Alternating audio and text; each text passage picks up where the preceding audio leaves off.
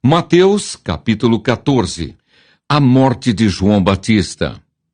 Por aquele tempo, ouviu o tetrarca Herodes a fama de Jesus e disse aos que o serviam: Este é João Batista. Ele ressuscitou dos mortos e por isso nele operam forças miraculosas. Porque Herodes, havendo prendido e atado a João, o metera no cárcere, por causa de Herodias, mulher de Filipe, seu irmão. Pois João lhe dizia: Não te é lícito possuí-la. E querendo matá-lo, temia o povo, porque o tinham como profeta.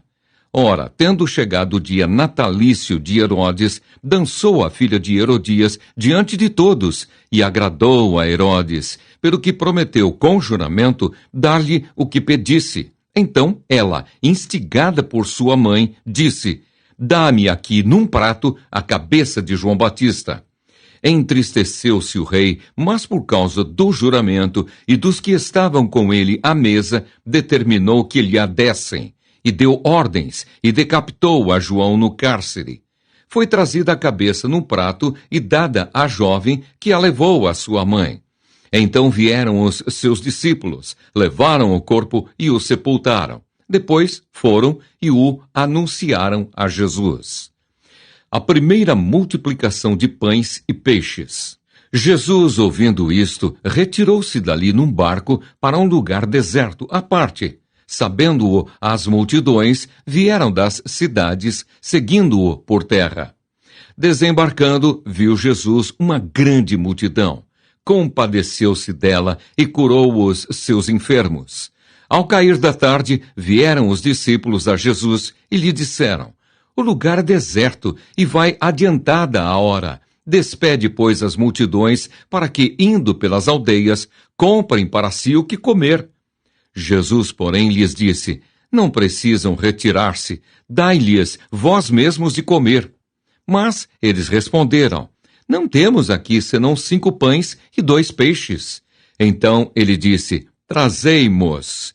E tendo mandado que a multidão se assentasse sobre a relva, tomando os 5 pães e os 2 peixes, erguendo os olhos ao céu, os abençoou. Depois, tendo partido os pães, deu-os aos discípulos e estes às multidões. Todos comeram e se fartaram, e dos pedaços que sobejaram, recolheram ainda 12 cestos cheios. E os que comeram foram cerca de 5.000 homens, além de mulheres e crianças. Jesus anda por sobre o mar. Logo a seguir, compeliu Jesus os discípulos a embarcar e passar adiante dele para o outro lado, enquanto ele despedia as multidões. E, despedidas as multidões, subiu ao monte, a fim de orar sozinho. Em caindo a tarde, lá estava ele, só. Entretanto, o barco já estava longe, a muitos estádios da terra, açoitado pelas ondas, porque o vento era contrário. Na 4ª vigília da noite, foi Jesus ter com eles, andando por sobre o mar. E os discípulos, ao verem-no andando sobre as águas, ficaram aterrados e exclamaram: É um fantasma! E, tomados de medo, gritaram. Mas Jesus imediatamente lhes disse: Tende bom ânimo, sou eu, não temais. Respondendo-lhe Pedro, disse: Se és tu, Senhor, manda-me ir ter contigo por sobre as águas.